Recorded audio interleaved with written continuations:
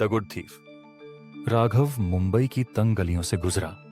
उसकी नसों में एड्रेनालाइन दौड़ने के बावजूद उसकी सांसें स्थिर थीं। एक छोटा सा थैला पकड़कर वह एक भूत की तरह हलचल भरी भीड़ में शामिल हो गया। जो लोग उसे जानते थे उनके लिए वह अच्छा चोर था, बिना किसी को पता चले अंदर बाहर आने जाने की अद्भुत आदत के साथ चोरी में माहिर। राघव आपका औसत चोर नहीं था। उन्होंने कभी किसी को चोट नहीं पहुंचाई, हिंसक अपराधों से परहेज किया और केवल अमीरों और भ्रष्टों को निशाना बनाया। जबकि पुलिस ने उसका तिरस्कार किया, वंचितों ने प्रशंसा के साथ उसके कारनामों की कहानियां कानाफूसी की। उनके लिए वह आधुनिक समय का रॉबिन हुड था। लेकिन इस मुखौटे के नीचे एक टूटी हुई आत्मा थी। बचपन में राघव ने अपने परिवार के साथ एक गांव में साधारण जीवन व्यतीत किया था। उनके पिता एक दयालु स्कूल शिक्षक थे जिन्होंने उन्हें ईमानदारी का मूल्य सिखाया, लेकिन भाग्य को कुछ और ही मंजूर था। जब भ्रष्ट अधिकारियों ने उसके पिता को चोरी के आरोप में फंसाया तो जीवन नियंत्रण से बाहर हो गया। उनके पिता के अन्यायपूर्ण कारावास के कारण त्रासदी हुई। अपमान सहन न कर पाने के कारण उनके पिता ने अपनी जीवन लीला समाप्त कर ली। उनकी रक्षा करने वाला कोई नहीं होने के कारण राघव के परिवार को बाहर निकाल दिया गया। महज 10 साल की उम्र में राघव ने भ्रष्ट व्यवस्था से लड़ने की कसम खाई, भले ही इसके लिए कुछ नियमों को झुकाना पड़े। मुंबई की बेरहम गलियों में राघव तेजी से बड़ा हुआ। उसने ताले तोड़ना, बटुआ उठाना और सामने से गायब हो जाना सीख लिया। लेकिन उन्होंने हमेशा एक नियम का पालन किया, कभी भी निर्दोष को नुकसान नहीं पहुंचाया।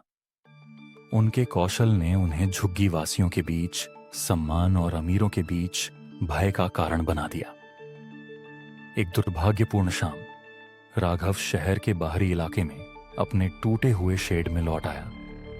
जैसे ही वह अंदर जाने वाला था, उसने दरवाजे पर एक डफल बैग पड़ा देखा। उत्सुक लेकिन सतर्क होकर उसने उसे अंदर खींच लिया। बैग खोलते ही राघव का जबड़ा खुला रह गया। अंदर नकदी के बंडल करीने से रखे हुए थे, कुल मिलाकर करोड़ों रुपए। एक पल के लिए वह सांस नहीं ले सका। क्या यह एक सपना था? इतनी संपत्ति को कौन यूं ही छोड़ देगा? उसका उत्साह तब भय में बदल गया जब उसने बैग के अंदर एक बर्नर फोन को भिन भिनाते हुए देखा। स्क्रीन पर एक ही संदेश प्रकाशित हुआ, चोर के पास बैग है, उसे मार डालो। राघव को इसे एक साथ जोड़ने में ज्यादा समय नहीं लगा। यह पैसा मुंबई के सबसे खूंखार डॉन रुद्र मलिक का था। रुद्र हिटमैन, हैकर्स और तस्करों के नेटवर्क वाला एक क्रूर अपराधी था। इतनी बड़ी संपत्ति खोना कोई ऐसी बात नहीं थी जिसे वह हल्के में लेगा। शहर में कहीं और रुद्र अपने आलीशान पेंट हाउस में बैठा था। उसकी ठंडी आंखें निगरानी फुटेज प्रदर्शित करने वाले मॉनिटर पर टिकी थीं। उनके भरोसेमंद लेफ्टिनेंट ने उन्हें सूचित किया, बैग किसी छोटे चोर के पास है। रुद्र ने अपने हाथ में एक गिलास को चल लिया। मैं उसे जीवित चाहता हूं, लेकिन पहले उसे कष्ट दो। सुबह होते होते काली एसयूवी मुंबई की सड़कों पर दौड़ने लगी, जिनमें उन्नत ट्रैकिंग गैजेट और हथियारों से लैस रुद्र के लोग सवार थे। रुद्र ने राघव को ढूंढने के लिए अपना पूरा नेटवर्क लगा दिया था। खतरे को भांपते हुए राघव ने अपना छोटा सा सामान पैक किया और भाग गया। उसने बैग को एक गुप्त स्थान पर रख दिया और भीड़ भरी सड़कों पर गायब हो गया। लेकिन वह जानता था कि रुद्र के आदमियों द्वारा उसे ढूंढने में कुछ ही समय लगेगा। यह एक स्थानीय बाजार में हुआ। रुद्र के 2 गुंडों ने राघव को देखा और उसका पीछा किया। राघव टेढ़े मेढ़े विक्रेताओं के बीच से गुजरा, गाड़ियां पलट दी और छत पर चढ़ गया। उसकी चपलता ने उन्हें निराश कर दिया, लेकिन पीछा अभी खत्म नहीं हुआ था। राघव ने एक पुरानी मोटरसाइकिल की कमान संभाली और शहर में तेजी से दौड़ा। उसके पीछे रुद्र की एसयूवी गाड़ियों ने पीछा किया। उनके टायर तेज हो रहे थे और हॉर्न बज रहे थे। राघव की बाइक ने बमुश्किल एक ट्रक को चकमा दिया, जिससे एक एसयूवी दुर्घटनाग्रस्त हो गई। राघव का पलायन एक परित्यक्त गोदाम में समाप्त हुआ। जैसे ही उसकी सांसें थमी, 3 एसयूवी ने इमारत को घेर लिया।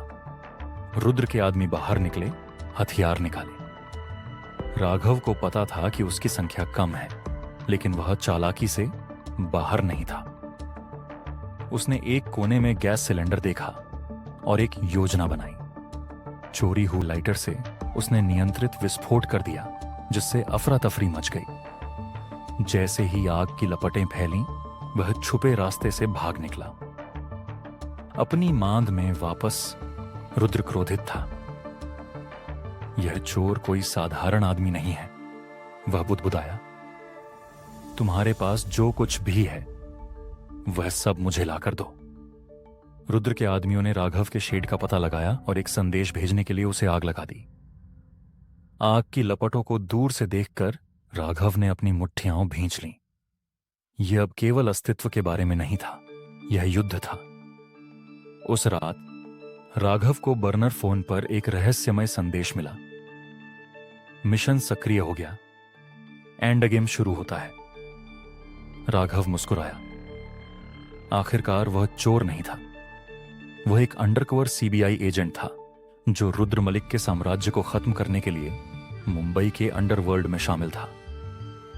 बैग एक जाल था, जो रुद्र को खुले में खींचने के लिए लगाया गया था।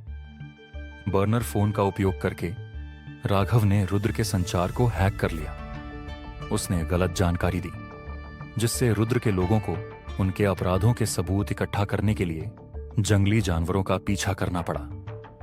राघव ने सौदे की आड़ में रुद्र और उसके गुंडों को एक सुनसान बंदरगाह पर ले जाने का लालच दिया। छिपे हुए कैमरे और माइक्रोफोन ने सब कुछ रिकॉर्ड कर लिया। बंदरगाह युद्ध का मैदान बन गया।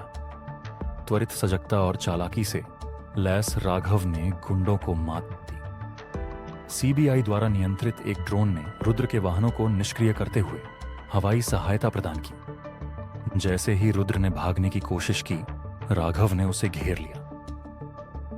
आपने सोचा कि मैं चोर था, उन्होंने अपना सीबीआई बैज चमकाते हुए कहा, लेकिन मैं छद्मवेशी न्याय हूं।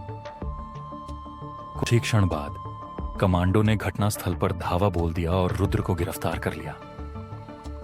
ऑन परेशन ने सुर्खियां बटोरी। राघव की बहादुरी और चालाकी ने अनगिनत लोगों को प्रेरित किया। उन्होंने साबित कर दिया कि भ्रष्ट व्यवस्था में भी एक व्यक्ति बदलाव ला सकता है। जैसे ही राघव अराजकता से दूर चला गया, उसने तारों की ओर देखा।